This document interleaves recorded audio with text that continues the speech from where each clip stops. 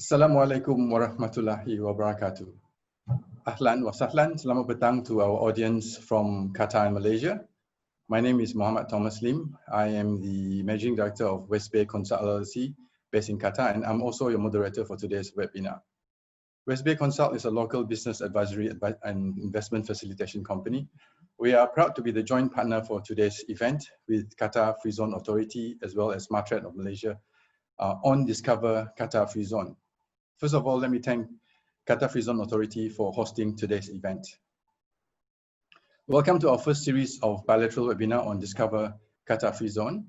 For today's topic, we shall be touching on the overview of Qatar, QFZA as a regulatory body for business setup, and Matrade's supportive role for businesses ventures in Qatar. So, Qatar Free Zone Authority is an independent authority created in 2018 to oversee and regulate world-class free zone in Qatar, offering outstanding opportunities and benefits for businesses seeking to expand their business to Qatar and even globally. On the other hand, Matrade is a Malaysian external trade government agency under the Ministry of International Trade and Industry Malaysia. Its key role is to assist Malaysian companies to brand themselves abroad and to develop and expand their export markets, be it supply, joint venture, or setting up their entities abroad. We plan to target the related sectors under QFZA in the webinars to come, based on QFZA's regulatory platform in the next series, namely manufacturing, logistics, marine industries, pharmaceutical, halal hub, and also food securities. This is aimed at enhancing the global bilateral ties Qatar and Malaysia has developed, especially with the recently set up Joint Trade Council 2019, which is represented by both ministers, senior authorities officials, and successful business entrepreneurs of the countries. We have here today a panel of two distinguished speakers, Mr. Fahad Al-Kuwairi, Head of Market Intelligence of QFZA, and Mr. Omar Muhammad Saleh, the Trade Commissioner of Matrade. First to present today is Mr. Fahad Al-Kuwairi. Prior to joining QFZA, Mr. Fahad represented Qatar's energy sector as the head of policy at Qatar Petroleum and a senior policy expert at OPEC. In 2019, he was nominated to co-chair the Economic Commission Board of OPEC, and he is the youngest to do so in the organization's history. So let us start by inviting Mr. Fahad Al-Kuwairi. Mr. Fahad, please. Assalamu alaikum wa bismillah ar-Rahman ar-Rahim. Thank you very much for the introduction, Muhammad. I appreciate it, and it's an absolute pleasure and honor to be here to and share our value proposition with a Malaysian audience. Allow me just to share my PowerPoint very quickly. Can you see this? Is it visible? Okay.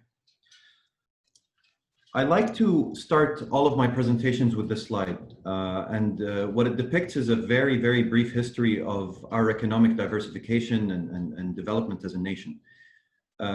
You see on your left a map of Qatar, which is a peninsula, bordering only with Saudi Arabia. And on the right, those dots represent where our ancestors used to dive for pearls. So it was a very dangerous endeavor. They would dive in the ocean to find pearls. And that was the only natural resource on which our economy depended. These pearls would be sold in the local market and in the regional market across the GCC. The best of us got to India. What happened then was, after World War II, the Japanese came along and they created synthetic pearls that were produced at mass. They were the same quality, and because of the economies of scale, they were also cheaper. So the economy crashed shortly thereafter in Qatar because we were dependent on one natural resource. Today, that green field that you see there is the approximate location of our gas field. We are by far the largest exporter of natural gas in the world, which has made us quite influential and a swing producer when it comes to the energy sector. However, we still depend on a natural resource. So not much has changed in the sense of our economic policy. What the free zones try to do, along with the state, is diversify that through our free zones, and I'll touch on that very briefly later on in the presentation. Expanding on what I just said, our economic diversification only began in 1995. Before then, we were very much a oil and gas based economy. But in 1995 until today, you'll see that the government created a plethora of institutions that are renowned globally in what they do. I'm sure you recognize some of them: Qatar Foundation, Al Jazeera, Qatar Airways, the Qatar Financial Center, which I know that both of my co-panelists have worked with in the past. And the latest of these initiatives is the Qatar Free Zones Authority. And what we try to do is to connect our investors with these organizations in order to create win-wins. I don't want to spend too much time here, but Qatar is by far the largest exporter of natural gas, which makes us extremely competitive when it comes to hydrocarbon pricing, feedstock for energy projects, and also leverage when it comes to trade globally. We have a very strong economy, we're technologically advanced, and our legal environment is very business friendly. Here, we rank very highly across a range of global indexes, but there's two I'd like to stress on. Number one is internet penetration. We're number one in the world for that. For a country that started its economic diversification only in 1995, this is quite an achievement. The other thing I'd like to touch on is actually twofold. We're fifth in the world for health systems. So this COVID crisis that has hit all of us, frankly, we've been fortunate enough to have the highest ratio of doctors to patients per capita in the world, and the lowest death rate as a result of COVID in the world as well. And that's due to our government's ability to respond to change very quickly. We're ranked 6th in the world in that. 60% of the world's population is within 8 hours flying time. And this equates to approximately $6 trillion in combined GDP. And this is all accessible through a plethora of networks, physically through Qatar Airways and our Hamad port, as well as an array of global treaties that we have with countries across the world, including Malaysia. Let me touch on the free zones. Before I explain where the free zones are and what they specify in, one thing that I'd like to stress on is that we are very sustainability focused. So what that entails is that we don't have shareholders that benefit. We are not profit oriented. And maybe this is the biggest difference between us and competing free zones in the region. We're very selective with the projects that we let in because we look at sustainability, and our business development team actually looks at helping our private sector with foreign projects and vice versa. So we connect all of our investors with local institutions where it makes sense in order to create win-wins, because the stakeholders here are not myself or our chairman or anyone in the organization. It's my children and their children. So sustainability is really the goal when it comes to our strategy as a free zone. We oversee 3 free zones. One is directly linked to the airport. One is linked to the Diwan here in Sherab, and the other is linked to Hamad Port. They're all brand new and state-of-the-art. Ras Bufontas is linked to the airport. It's around 4 kilometers squared. And in Ras Bufontas, we usually host our emerging technologies companies, light manufacturing, anything to do with aviation, and it's our logistics hub. Some investors that have chosen to set up in Ras Bufontas include Google. It also includes Volkswagen, who are launching their first autonomous car project globally here in Qatar. So Ras Bufontas really focuses on your emerging technologies as well as a logistics hub. We are currently in talks with a US online retail company who approached us to utilize the logistics hub in Ras Bufontas. They want to do freight forwarding through Ras Bufontas utilizing Qatar Airways to access the East African market. So this is where we put those kind of companies. Msherab is located downtown. So this area is linked directly to the Amiri Diwan, where the government's policies are created. And it's where headquarters usually are based. So Volkswagen will rent a floor here, and it's made for offices, retail, civil services, and culture and entertainment. Finally, Al Hol is the last free zone. It's 34 kilometers squared. And what we have here is our Marsa port. And I want to stress this given that I'm speaking to a Malaysian audience. One of our first investors was actually a Malaysian company that wanted to do shipbuilding and manufacturing utilizing the man-made Marsa port. This port is between 7 and 10 meters in depth, and it's state-of-the-art, it's brand new, and it allows companies to manufacture, do R&D in the maritime sector. Other businesses that we look at here in Al Hol include emerging technologies, manufacturing and industry, because on the east or on the right side of this map, you'll see a sign that says Msaid Industrial City. And that's where we refine all of our petrochemicals. So this is directly linked to that, which allows investors to utilize the competitive feedstock and so on. This is the Marsa port that I touched on recently, and this is where the Malaysian company is hoping to operate very soon in shipbuilding and so on. We have pre-built property solutions, which are turnkey for investors. Big companies, Volkswagen, for example, is renting 2 of those in Ras Bufontas. And these are pre-built. They are shell and core, and you can do with them what you will. We actually ran out of the 24 in Ras Bufontas, thanks to the demand, alhamdulillah. And in Al Hol, there are only a few left. So we're working on building some more right now, but the demand is quite high for these because they're turnkey, they're state-of-the-art, they're bonded, they're linked, and they're ready to go. Offices, this is an image of Ras Bufontas, and you can see in the back there the LIUs, or the ready-built warehouses. Our offering to investors is quite simple. We have 20 years of tax holiday and 0 customs duties on imports. This is renewable. There's 100% foreign ownership of your business. This is unprecedented in Qatar, given the local content laws. Those don't apply to the free zones. There's access to government-backed funds dedicated to promote growth. What this entails is that if your project directly impacts the growth of the country, whether it increases our export portfolio, whether it contributes to our smart city policies and ambitions, or whether it's a security of supply project for energy or food or pharmaceuticals, there is access to government-backed funds that will allow you to utilize this. We have a skilled workforce availability thanks to Qatar Foundation with an array of universities, Carnegie Mellon, Georgetown, Texas A&M, just to name a few. Cornell is also here. And one of our current investors in the pipeline is an American ICT company, a very big one, who wants to hire their interns from there. And it's part of the reason they actually spoke to us.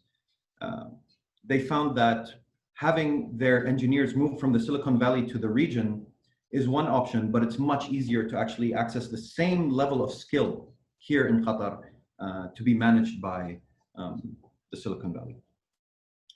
Finally, there's joint venture and partnership opportunities with national champions, and our BD team is very, very dedicated to making sure that that happens. In addition to all of this, you have full capital repatriation, which means you can take your money in and out, no questions asked, whenever you will. This is just another summary of what I just mentioned, and I'm happy to send this presentation to anyone that reaches out to us.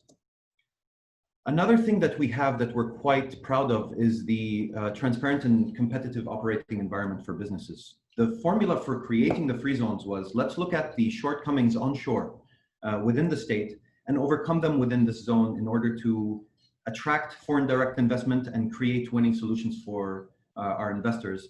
And in addition to that, there's the Qatar International Court, which is championed by our colleagues at the Qatar Financial Center, which allows our investors, should there be a dispute, God forbid, they are protected under English common law rather than the local jurisdiction. These are some of the investors that we are currently operating in Qatar. And if their name is on here, that means they're operating, right? They're not in our pipeline. And we have a very successful track record. Mind you, I must note that we haven't officially cut the ribbon on the free zone. So we've seen an amount of demand that we didn't even anticipate, which we're very fortunate to have. So the world is looking at Qatar to expand operations and partner with local institutions. Our areas of focus, there's 3 of them. These are very large verticals when it comes to focus. Within logistics, you're looking at the port, you're looking at the airport, you're looking at freight forwarding, cold chain logistics, warehousing, so on and so forth. And the one I want to stress on, because I think that this is one that is a very low-hanging fruit for Malaysian companies in particular, is the technology. Qatar has a very ambitious technology policy and goal. And the biggest success story we have in the free zones actually comes from the technology sector. It's a small Turkish company that we managed to attract last year.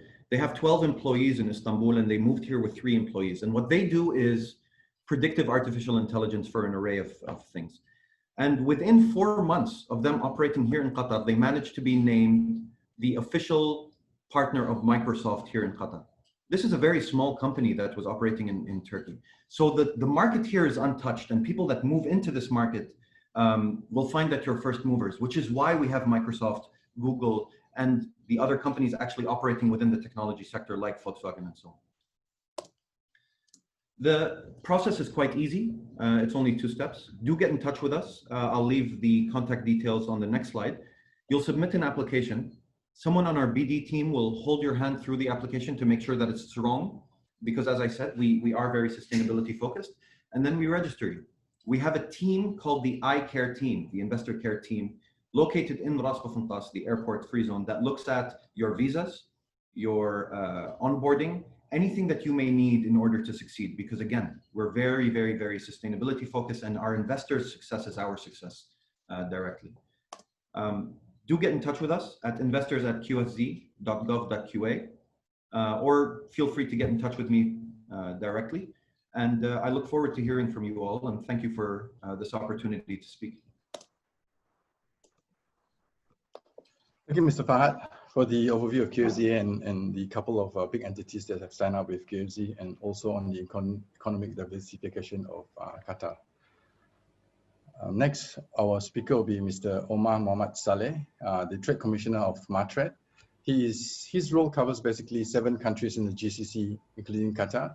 He has previously served as the Deputy Trade Commissioner in Matrade, Mumbai, India, assisting Malaysian companies expanding their products and services into countries in South Asia.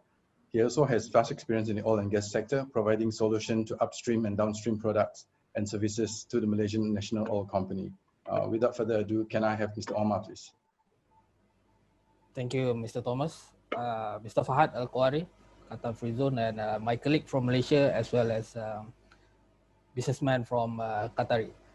Good morning and good afternoon in Malaysia. My name is Omar from Matrade here. As Mr. Thomas mentioned, that I also cover another 7 countries, including Qatar. So we heard a lot about opportunities presented or shared by Mr. Fahad just now. There are a lot of potential areas that Malaysian company can tap. So today my presentation will touch some of the areas that Malaysian company can look into based on our strength and capability. Our strength and capability, I'm benchmarking into our export statistics. Well, allow me to share my presentation.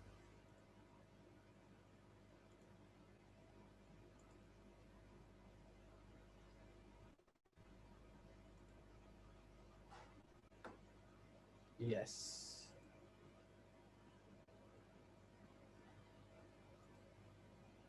Can you see?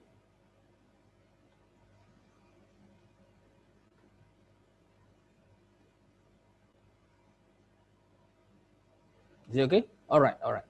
Okay, guys. Okay, Matrade basically is a national trade promotional agency. We are basically governed under Ministry of International Trade and Industry (MITI), and we have about 46 offices worldwide. And in Middle East, GCC, we had office in Dubai, we had office in Jeddah, we had office in Doha, Egypt, as well as Istanbul. Okay, Mr. Fahad already explained a bit about the overview of strength of Qatar. So let me extend a bit about the Qatar bucket here. So on the population-wise, they have quite numbers of good expatriate, high-level skills in Qatar. So based on the statistics, there are about 74% population which is more than 30 years old residing in Qatar. Well, Qatar is well known on the highest GDP per capita in the world, registered about $190,000 US. And the total trade last year recorded about close to $1 trillion US. And okay, the special of Qatar is about on the hydrocarbons industry, which was mentioned by Mr. Fahad. They are the top LNG producer in the world. the biggest LNG exporters and the third largest natural gas reserve after Iran and Russia. So in terms of ranking, I just put one here where they were ranked the highest in GCC region in terms of Global Resilience Index. Again, the fifth best healthcare system in the world. They have a very, very interesting healthcare system, and the network readiness is the second in the Middle East. So though it's a small country compared to Malaysia, but they have a very high qualities of people and also the government administration system. I'll touch about what is Malaysia's trade between Malaysia and Qatar here. Well, last year, our exports to Qatar, major exports to Qatar, of course, our petroleum products registered the highest share is 83 million US dollar. And then we also export of metals and followed by jewelry and transport equipment. So from the Mr. Fahad slide just now, it's more on the logistic. Well, I could say that transport equipment here, basically we do export to Qatar is more on aviations and oil and gas. Well, and we do also export our iron and steel product. What do we buy from them, from Qatar basically? Again, the petroleum products and the byproduct of hydrocarbon, which is a chemical product and crude petroleum, plus iron and steel, plus and manufacturers of metal. As you can see here, our trade balance is still in favor of Qatar. On the right side of the trade performance, the three graphs here representing total trade, exports, and import. Well, the graph seems in increased trend in terms of our export to Qatar, but will be is in a decreasing trend. So I could say this: we are trying to reduce the gap of our trade balance in Qatar. So and then our total trade is basically is in a very good growth from the past last year. So in GCC, Qatar is Malaysia's fourth largest trading partner and fourth export destination, and it's our fifth largest source of import. Okay.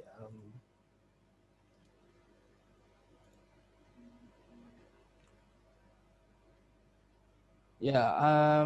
Okay. A bit about those products that we export here is basically on the refined petroleum product. We export about 25% there, and structures of iron steel. So this I would like to relate to my next slide, where one of the potential areas that Malaysian can tap into Qatar, and the transport equipment also. Our motor vehicle parts, aircraft parts, and some floating dock vessel in terms of oil and gas. And again, iron and steel, more to tubes, piping, and fittings. Okay, and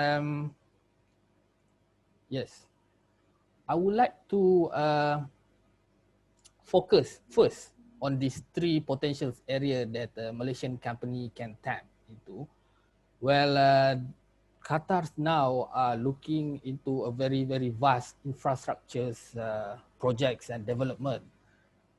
We do have several Malaysian companies already successful making their footprint in Qatar last 2 decades already. So their design, structure, and building already in Qatar, and several building is from the Malaysia's design and construction company. So what are the point driven in this infrastructure construction project is about 200 billion investment is basically being put or proposed in the world-class physical infrastructure in Qatar. So the government also spent about 25 billion in a major infrastructure project this year. So beyond 2020 budget that been announced by the government, there are more than 1,000, more than that, more than 1,000 planned development worth 150 billion have yet to be awarded. So with this major major point that driven the infrastructure project in Qatar, so there are several categories of area that Malaysian can tap, which I will explain a bit in my next slide. So the second potential area is, of course, the food and beverages. So forecasted the food consumption in Qatar to grow about almost 2 million tons in another 3 years' time. So again, Qatar still depending on the food import from the neighboring country, plus Malaysia. And yeah, the revenue from F&B sector expected to grow to almost 4 billion in another 5 to 6 years' time. This is the last point will be interesting enough because next year will be one of the most awaited event which will be organized, which will be held in Qatar, which is most of us know, Qatar will host the World Cup 2022. So in a food-wise area, it's expected to boost the food sector to almost 2 billion. So there are a lot of demand based on those key driving factor that the Qataris are looking into.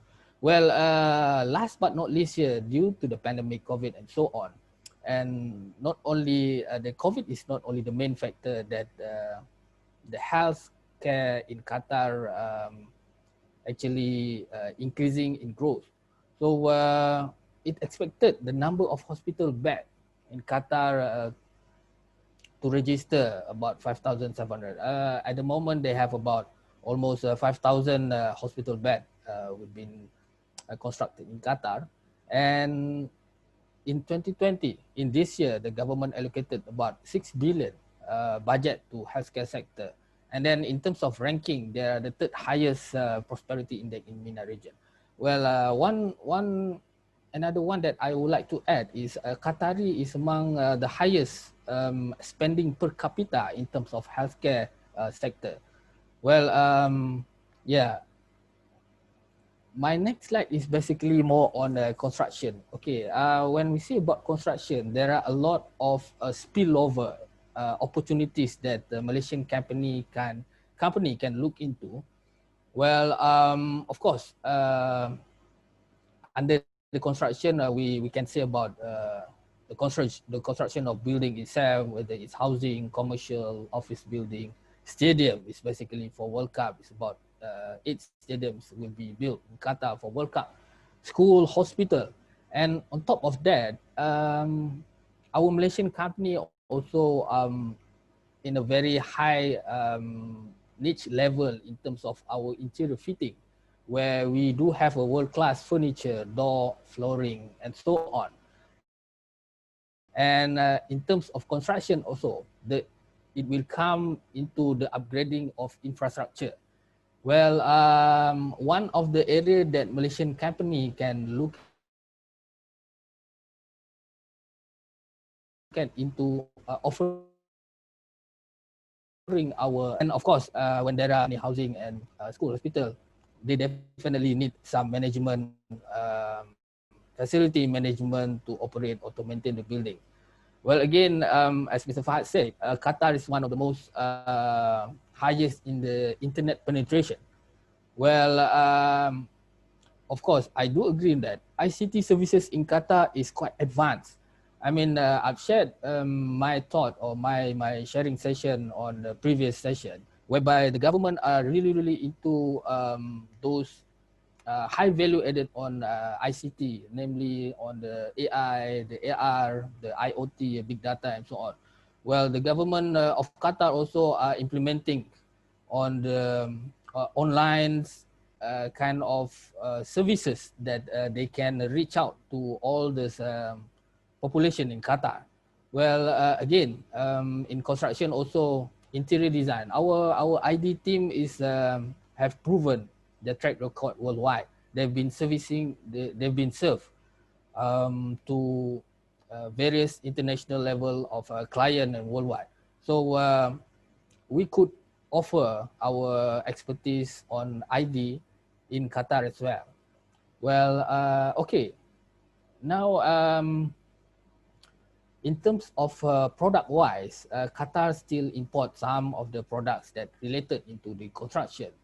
Well, for example, from the wooden furniture, the sourcing country will be from China, Italy, Germany, Spain. On the flooring, again, China and Australia, Italy, and of course, the Malaysia. On lighting also, again, China will be the first among the sourcing partner of Qatar, and then Italy, Germany, Spain. Hotel equipment and also ceramic product. Why I put this sourcing partner from Qatar? Because I would like Malaysian company to see what is the standard and what is the preferred design by the market here. So as you can see from this country, the design preferred by the client in Qatari market mostly skewed into the Italian, Germany, and of course China and India. Well, this is another angle that I think I need more time to explain how is the trend and what will be the most, the best design or trend in terms of furnitures and also some other products that we can into. Well, yes, when you are entering into Qatar to bring your product, you have to deal with those agencies in Qatar. This is the list is not limited to this, but those are the prominent agency and ministries that look into the construction and infrastructure related in Qatar. So time, please. The license and permit basically from Ministry of Municipality, the Kahrama on the electrical part, regulatory authority on the ICT, interior, and Ashgar on the construction. And okay, number 2 will be food and beverages. A Malaysian company have been exporting our food and beverages, of course, in the Middle East.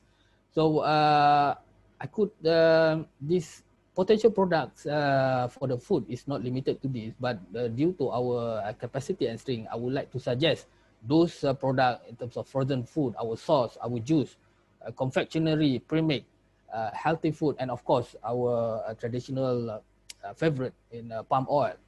Well, you can see in the graph, there are an increasing number of food and drink spending in the market, and drink sales in Qataris forecasted until 2024, it's in the increasing trend. The sourcing partner for this product will be more to UK, France, of course, Malaysia, Oman, and Netherlands. So those are the products that been sell or preferred in Qatar. So Malaysian company, let's see, I mean, you might want to see what are the content, what are the flavor that been offered by those country that I mentioned in my slide here. Well, yeah, I've skipped several slides already. Those actually is not that only the potential area that Malaysian company can tap into Qatar. There are several areas that we have the specialty and we can assist Malaysian company to tap into the niche area.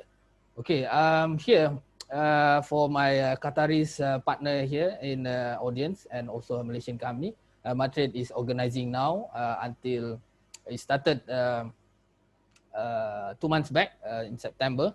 We are organizing the virtual exhibition whereby we have about 8 segments, 8 targeted sector that we have into this exhibition. Please register yourself and interact with the companies that registered in the My App exhibition. In conjunction with that, we also organize a virtual business meeting. So there are more than 500 international companies already registered for the program in the My App exhibition.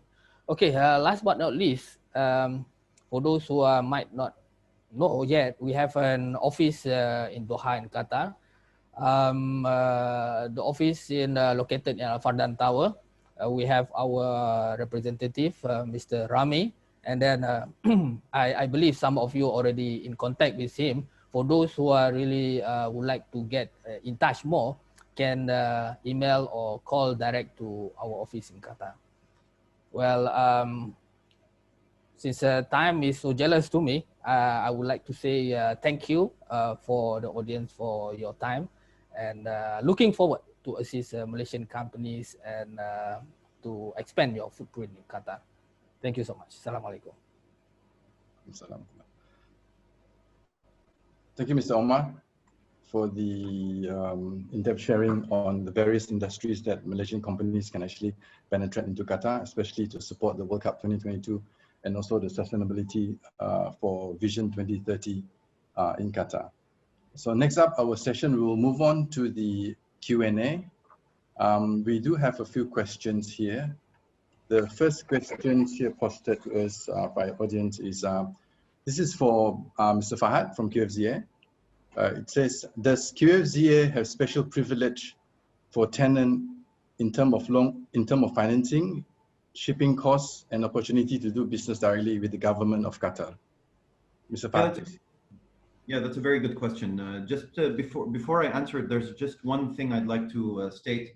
In Mr. Omar's presentation, he's absolutely correct that in regular states, if you do come and do business in Qatar, you would have to deal with a plethora of government agencies. But if you register with the QFZA, all of your communications between you and the government will be taken care of by us. So your visas, your licenses, your operating permits, all of that will be taken care of by us. So yes, in regular scenarios, you would have to deal with the government and all of those government agencies. But if you do get accepted into the QFZA, we would do that for you. As for the question, we do have a lot of privileges for the tenants.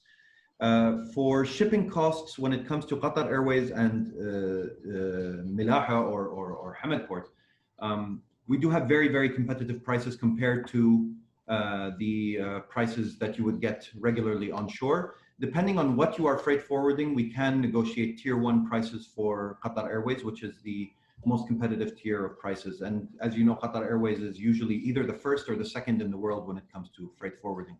When it comes to government-backed funds, they are available, but it depends on the project and it depends on the feasibility of the project. So we'll help you negotiate a good funding portfolio to present to the banks. But again, it depends on the project. So the project has to be contributing towards the national growth. So either you are supplying food and contributing towards the security of supplying food, or you are assisting the energy sector in growing, or you are providing pharmaceutical services and products. So there is a lot of array here and for government-backed funds. Get in touch with us, and someone on BD will actually walk you through it and tell you exactly what options are available for you. Okay. Thank you, Mr. Fahad. So for the next questions here, this will be targeted at Matrade. The question goes, what would be the possible market entry to penetrate into Qatar? Mr. Omar? Thank you, Mr. Musa, and thank you for the one who are posting the question. Well, I could say there is no the best possible market entry. It depends on your business module here. So for example, if you are looking into manufacturing or you're looking into investing in Qatar or to set up a business, well, there are several areas and agencies that were shared by Mr. Fahad just now. Well, I would like to touch on more on collaboration with the local partner here. Since I think most of you are aware in Middle East also this method is being practiced in the Middle East, whereby the importance of local partner. It's basically, it's not in paper necessary to have local partner, but in business daily wise, you need a local partner. For example, the Qatari is the one who are basically have the most influence network in business. So when you are first time in Qatar, so the one that, of course, several Malaysian company can be your advisors, but to run, not to work, to run in Qatar, you need your partner. You need the local partner. I mean, to guide you in several paths and several areas that they have some advantage.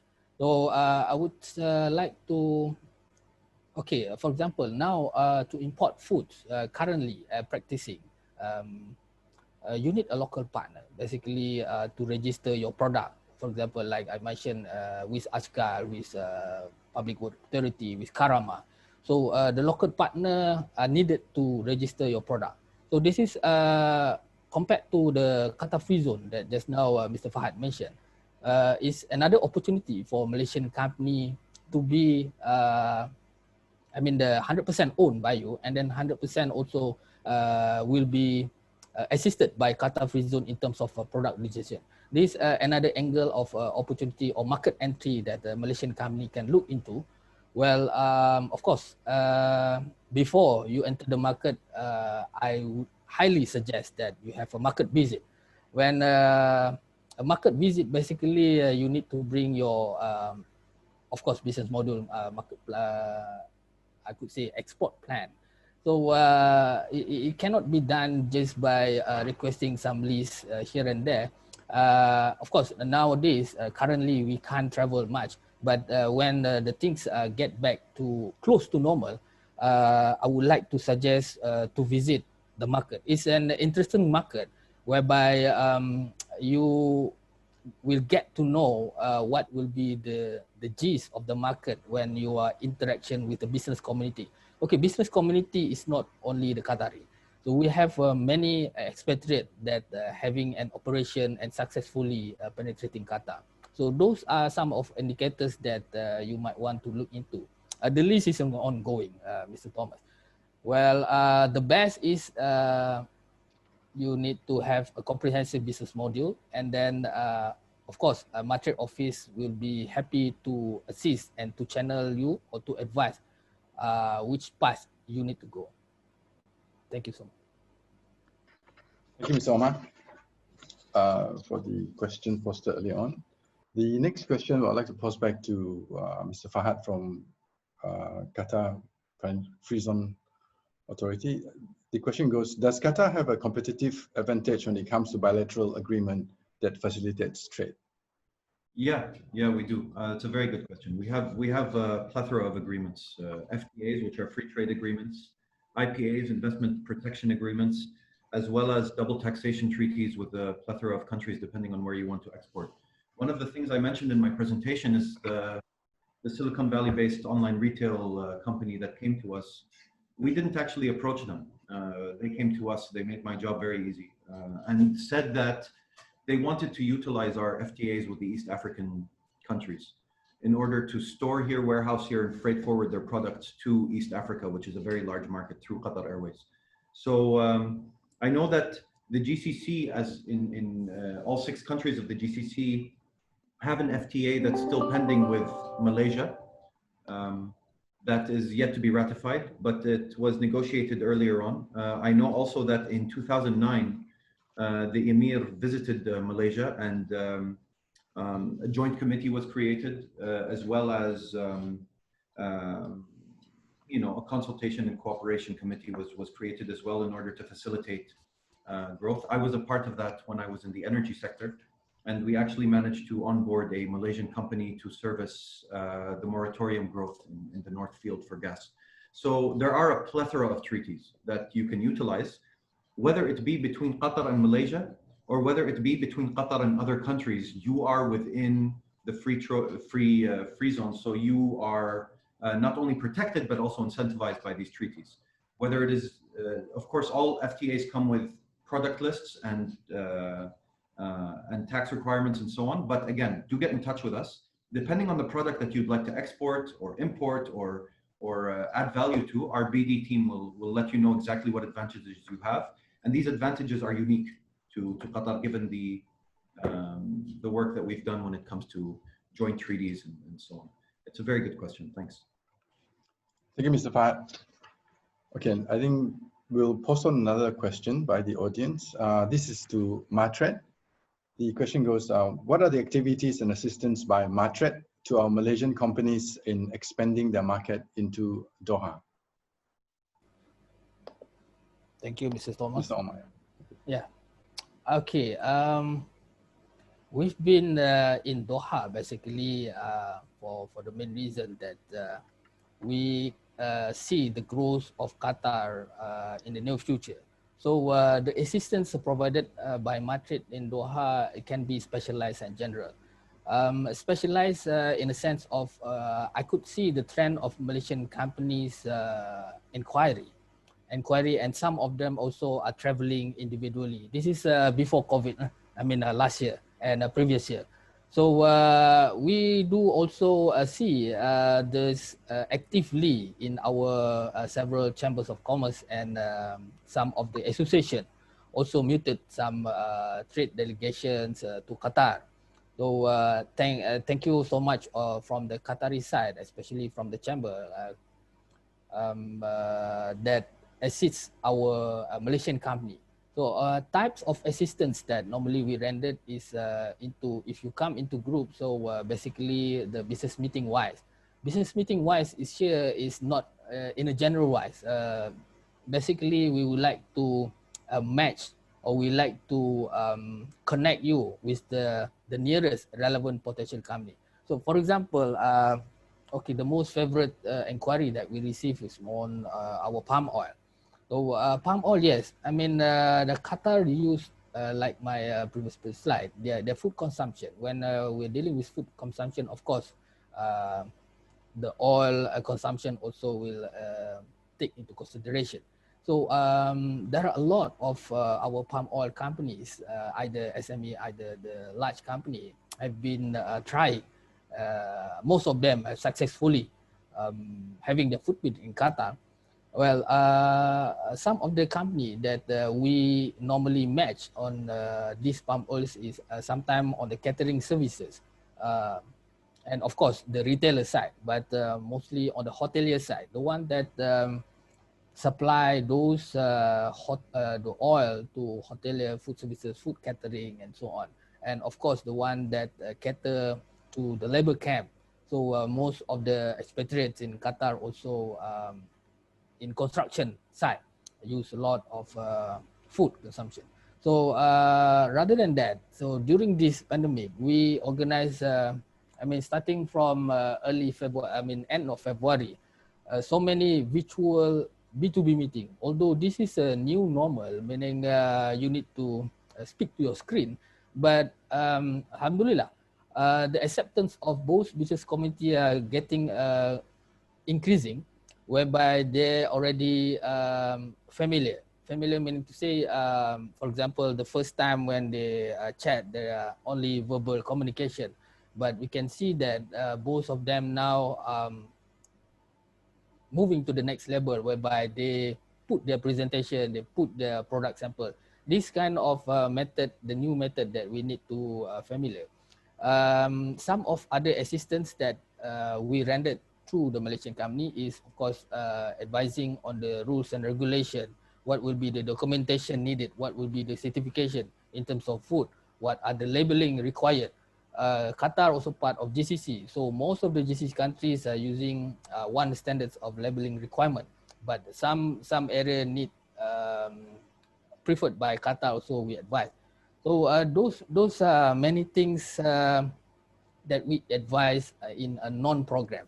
In program-wise, we conducted several trade mission and participated in several exhibition organized in Qatar. So during that time also, the same element of meeting, we assist Malaysian company. So there are more on advisory, connecting companies, advising in terms of local market, the acceptance, and last but not least, sometimes we also investigate, or I could say do some due diligence, very brief due diligence on the potential partner that the Malaysian company would like to engage with. Thanks, Mr. Omar. Thank you, Mr. Omar. And I think we are running a bit short of time now. We apologize if we could not answer all the questions that were posted. However, we will reply back to you via email, all the questions and all the inquiries that's needed. Should you have any further inquiries, do reach us back on the contact details, which is shown on the slide here. You have Mr. Fahad, Mr. Omar, and myself. If there's any related areas or any doubts or anything that you are not sure, we will be more than happy to share with you on our thoughts as well and get you some answers for that. With this, we will have to conclude this webinar today.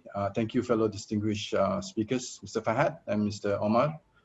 Before I end here, we would like to thank QFZS team, Mr. Jed Abdul Chong, Wilson Chan, Omar Al-Hal, and Mr. Firas Bata for all their hard work putting this event together. Also, our gratitude goes to Matrade HQ in Kuala Lumpur, Malaysia, especially to Mr. Mansoor Shah Wahid, Director in charge of this region, and Puan Haslinda for their contribution in helping out to reach out to the authorities as well as the private sectors in Malaysia. Please do note that you will receive an email from us with regards to the recording of this event. You can scroll back and digest that and do share it with your other peers as well. Remember to stay tuned to our upcoming bilateral webinar series, which we've planned, and we will keep everybody posted. And with this, I will say thank you very much. Stay safe. Take care. Ma'asalama.